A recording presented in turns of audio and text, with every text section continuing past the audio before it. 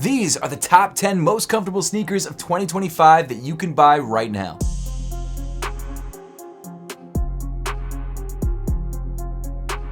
Of course, if you want to grab any of the pairs that I mentioned in this video, I've made sure to link them through affiliate links in the description and also through the YouTube shopping tab on your screen. Number 10, the Adidas APTHCRY Aruku. For years, Adidas owned the #1 spot on these lists with the unbelievably soft Ultra Boost. However, as time went on, Adidas didn't seem to be taking the same leaps in underfoot softness as other brands did. They continued to lightly iterate on Boost, but rather than focus on softness, they pushed forward with more responsiveness. And slowly, Adidas was overtaken by other brands who were putting out even softer and more cloud-like foams. But last year, it seems like they decided to refocus at least somewhat on soft foams and have released a brand new material called swirl foam. The first shoe to use this new technology is the Adidas APTHCRY Aruku, a lifestyle shoe with a very interesting rocker shape. The upper features a 2000s inspired design, primarily made of mesh with synthetic overlays. I really like the architectural look of the shoe. I think it's unique and it's still rooted in that classic Adidas styling. The midsole is super chunky and made up entirely of Adidas's new swirl foam, which is very soft and squishy underfoot. In my opinion, it's the softest foam that they make outside of their race day specific foams, which probably aren't suitable for day-to-day wear. The one detail that I don't love about this shoe is the shape of the midsole. Adidas gave this sneaker an exaggerated rocker shape to help with the heel to toe transition while walking in the shoe. And I'm not gonna lie, it's a bit jarring when you first put it on. It kind of reminds me of a pair of Kim K's Skechers shape-ups from back in the day. Once you get used to it though, it's not bad, and the swirl foam cushioning honestly makes it all worth it. I think this is one of the best, if not the best looking shoe on the list, and you can grab it for a pretty reasonable 140 bucks. Number 9, the Nike Invincible 3. Alright, Nike Invincible sneakers have been on the top of these lists for like 5 years at this point. And it still made the list even though we haven't had a new Invincible since February 2023. However, the Invincible's time in the sun might finally be coming to an end. The Nike Invincible 3 features lightweight ZoomX foam, which is very soft underfoot. There's a reason why the shoe has so much staying power. It feels amazing. The upper comes in Flyknit, which is pretty flexible and pretty breathable, and I think it's a pretty good looking shoe as well. If you're looking for a great everyday max cushion trainer or a soft recovery shoe, it's hard not to recommend the Invincible 3, especially when it's on sale just about everywhere. Keep in mind, it's not the most stable shoe, so if you like running and taking tight turns, be careful to not roll your ankles in these. I kind of think of this shoe like an SUV. It's tall and narrow, and there's definitely a rollover risk. However, late last year, Nike announced they're ending the Invincible line and absorbing it into the Vomero line. Nike has been actively trying to streamline their running product offerings, and in 2025, they will only be releasing 3 main silhouettes: the Pegasus, Vomero, and the Structure, each with 3 sub-tiers that offer a standard option, a comfort option, and a premium option. The Vomero takes over as Nike's max cushion sneaker, of course with the standard, plus, and premium option. The Vomero 18, which is the standard tier, releases in February and will replace the Invincible 3 and be Nike's softest max cushion shoe, presumably until the plus and the premium come out later in the year. The 18s are coming in at a very palatable 140 bucks, so if you like the latest from Nike, I suggest waiting it out. However, if you don't mind having an older model, you can find shoes like the Invincible 3, originally priced at 180 bucks, which is a lot, for around 100 to 120 right now online. And of course, I've dropped the links in the description below and through the YouTube shopping tab on your screen. I still highly recommend this shoe even though it's getting replaced. It's super soft underfoot, it looks great, and for 100 bucks, I mean, you can't beat it. Now, I will be updating this video later in the year, so make sure to subscribe if you want to see the latest version and my newest sneaker picks when it drops. Speaking of staying up to date on the latest drops, Apothecary is launching our brand new performance socks. Specifically designed with athletes in mind, this sock features strategically placed cushioning for support and padding where you need it. I've been wearing these socks for the last few months and I love them. They're super comfy and super breathable. Obviously, I'm slightly biased because it is my company, but seriously, they're awesome. And of course, we are still dropping limited collections like the Pop Art collection, which you can grab through the links below and the YouTube shopping tab. And we just restocked a bunch of our essential crew socks. If you're looking to upgrade your sock drawer with the softest, most comfortable socks out there, check out Apothecary at apothecary.com. Number 8, the OnCloud Monster 2. Swiss running shoe company On has one of the more unique looking midsole technologies called CloudTech. CloudTech is essentially holes punched all the way through the midsole that compress as you put pressure on them. They provide a very well cushioned and interesting underfoot feel. The OnCloud Monster 2 features a modified version of this technology called Monster CloudTech. And that's because these hexagonal holes that you see here are larger than standard CloudTech and compress really nicely. The foam used in the midsole is called Dual Density Helion Superfoam, and it's also very plush and soft underfoot. The combo of CloudTech and Helion Superfoam make this Cloud Monster 2 a pleasure to walk and run in. Being a running focused model, the shoe puts a nylon blend speedboard between your foot and the midsole, which I'll be honest does take away some of the plush feeling that you'd get if your foot was right on top of the foam, but it does make the shoe feel incredibly springy. I love the balance this shoe strikes between propelling you forward and max cushion. It's one of my favorite running pairs and also a solid casual shoe, especially if you like the looks. Well, okay, not solid, very soft casual shoe if you like the looks. Coming in at 180 bucks, it's not cheap, but it's one of the most high-tech shoes on the list. Number 7, the Puma Magmax Nitro. When you think of max cushion sneakers, you don't usually think of Puma, at least I don't. But they're trying to change that up with the ultra chunky Magmax Nitro. That's Magmax, not Mad Max. I get it mixed up too. This $180 shoe is a high-end pair that features Nitro foam, which is Puma's advanced nitrogen-infused foam. It's supposed to provide a responsive, lightweight, and well-cushioned ride, and I can tell you from personal experience, it delivers. The shoe has a mountainous stack height of 46 millimeters. It's probably the tallest sneaker on the list, and a heel-to-toe drop of 8 millimeters, which is pretty extreme, but you don't really feel it that much underfoot. The foam is very soft and very plush underfoot, but I'll be honest, not as soft as some of the shoes coming up on the list. The upper is comprised of engineered mesh and synthetic overlays, and I think it's actually one of the best looking max cushion sneakers out there. I love the aggressive styling of not only the upper, but also the midsole, specifically the midsole actually. Currently, the Magmax Nitro is in pretty high demand, so it's pretty difficult to find on store shelves. So I've made sure to link the pairs that I could find online through the YouTube shopping tab and in the description. Number 6, the Hoka Bondi 9. Hoka has finally refreshed the popular max cushion Bondi line with the brand new Bondi 9. The sneaker features a supercritical EVA midsole, which is lighter and more responsive than previous versions, but still offers an incredibly soft ride. It's got a slightly taller stack height than the Bondi 8, but I wouldn't say it's noticeable. It's got a heel-to-toe drop of 5 millimeters. Like most Hoka shoes, it does feature a very light rocker shape and a wide base that makes this shoe incredibly stable. And when you step into the Bondi 9, you definitely feel that plush underfoot cushion. It is bouncier than some of the other shoes further up on the list, but it's still incredibly soft. In addition to the squishy midsole, you've got this very well padded upper that features what Hoka calls a 3D molded collar. The rest of the upper comes in engineered mesh, which is pretty breathable and offers some good flexibility and also support. And I'll be honest, it's not the prettiest shoe in the world, but it's definitely not bad looking. I do think I prefer this version of the Bondi 8, but I'm not entirely sure. It comes in at a somewhat pricey 170 bucks, but if you're looking for a very stable, neutral running sneaker that can also be worn casually, but of course is ridiculously soft underfoot, then I recommend picking up a pair of the new Bondi 9s. Number 5, the Asics Gel Nimbus 27. Asics makes a lot of well-cushioned sneakers, but in my opinion, the Nimbus 27 is the softest of the bunch. Positioned as a recovery runner, the Gel Nimbus 27 features a midsole made up of FF Blast plus Eco Foam. You've also got a pure gel unit hidden in the midsole somewhere for a strategically placed shock absorption, and the shoe gives you an incredibly soft ride. It's perfect for recovery runs or long, slow runs. When you first step into the shoe, you start to slowly sink into the midsole, but when you start to move is when you really feel the extreme compression of the foam, and it's awesome. It's very soft, but it also doesn't feel mushy. It's got some nice springiness to it, and I think that's why the Nimbus line has been such a big hit with runners over the years. It just feels amazing on foot. Even though this is a performance running sneaker, I think it's great for everyday wear if you want some serious max cushion. The upper of the shoe is also very comfortable. It comes with a very well padded ortholite insole and a lightweight, breathable engineered mesh upper. And man, that extra padding around the heel does a really nice job of minimizing heel slippage, and the overall fit of the shoe is very secure. Coming in at a retail price of 165 bucks, it also won't break the bank, and if you like the soft, plush looks that this sneaker has,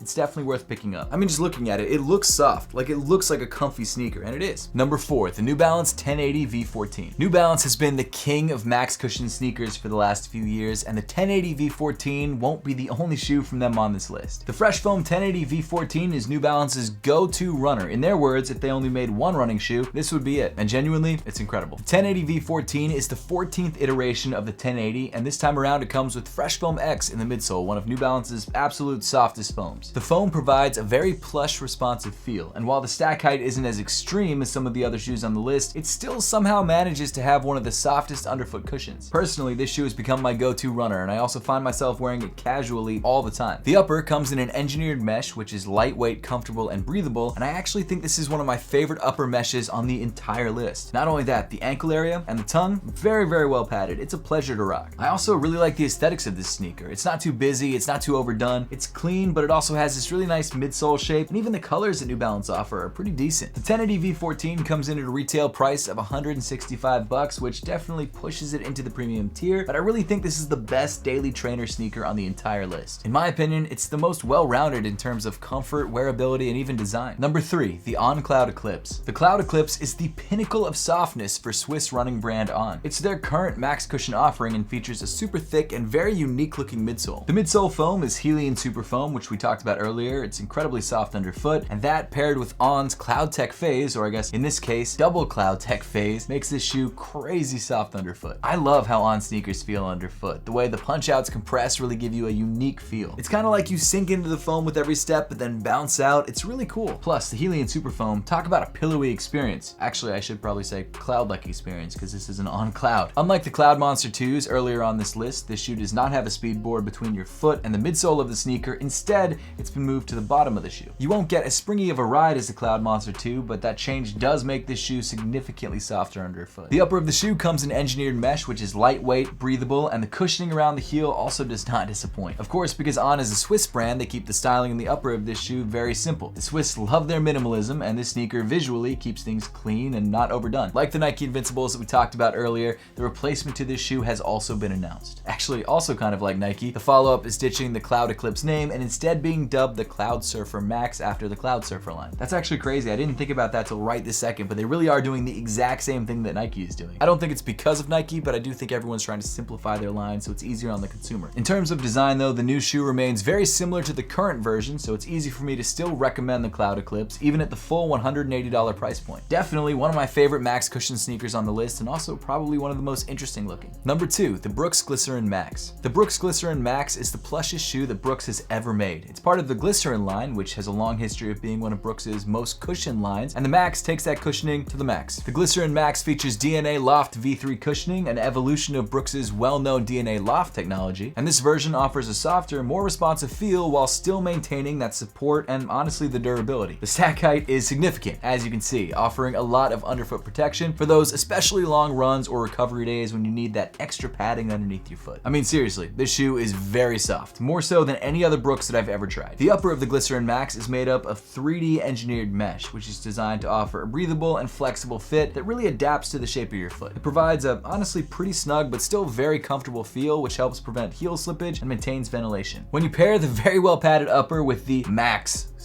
underfoot cushion, you get an incredibly comfortable ride that is great for running and walking. I can't help myself. The name is made for puns. It also, in my opinion, is one of the better looking shoes on the list. I really like the midsole sculpting. I think the upper is clean, and the way the Brooks logo kind of lays across the upper and crosses over onto the midsole, I think is really cool. Now, this shoe does come in at a retail price of $200, which does in fact make this the most expensive shoe on the list, but honestly, for everything that you get, the way that it looks and the way that it feels, I kind of think it's worth it, especially if you're a Brooks fanboy. If you love Brooks shoes, this is a great way to go. Number 1, the New Balance Fresh Foam X More V5. I've worn hundreds of pairs of sneakers throughout my life, possibly thousands because I review sneakers for a living on the internet, but none have been as soft as the New Balance Fresh Foam X More V5 underfoot. This sneaker is truly the chunkiest boy on the block. What a way to say that, but it's true. I mean, look at the thickness, it's ridiculous. It's even chunkier and also slightly softer than the Brooks Glycerin Max that we just talked about. The New Balance Fresh Foam X More V5 is the latest iteration of New Balance's popular More series, which is known for its very well cushioned and very plush feel. This shoe is designed for long distance running and recovery running and just to be the softest shoe ever. I don't know if that's totally true, but out of every shoe that I've tried, this is it. Actually, let me know in the comment section down below if you think there's something softer. I don't know if there is, but hey, if there is, I'd love to check it out. Let me know. The Fresh Foam X technology in the midsole is really the main feature of this sneaker. This foam provides an ultra cushioned plush feel while still being relatively lightweight. It's also a surprisingly stable shoe, and that's because it's got a very wide base, which prevents you from feeling like you're wobbling around on top of the, let's be honest, pretty tall shoe. The stack height is an insane 44 millimeters with only a 4 millimeter drop from the heel to toe. And according to New Balance, the V5 is a better overall balance of softness and responsiveness versus the V4. And while I can say it does both things relatively well, it's absolutely a cushion for a shoe. It's responsive, but dang, that cushion is the main thing. Now, New Balance has announced the More V6, which is set to release later this year, I think around summertime, but based on images and first impressions, it may not be a huge improvement over the V5. But really, we'll just have to wait and see, so don't forget to subscribe to see more about the shoe when it officially launches. The upper of the V5 comes in an engineered mesh that's supposed to have great breathability and provide a very secure and flexible fit, which I can attest to. It's also very nicely padded, specifically around the heel and on the tongue area. And the softness of the upper paired with this ridiculous midsole make this shoe an overall comfort experience. It's life-changing. I mean, seriously. So far, this is the softest shoe that I've ever worn, and I'd recommend it to anyone looking for a super plush shoe that can be worn on a run, to the gym, to work, or just around the house. This shoe literally gives you more V5 cushioning than you could ever ask for.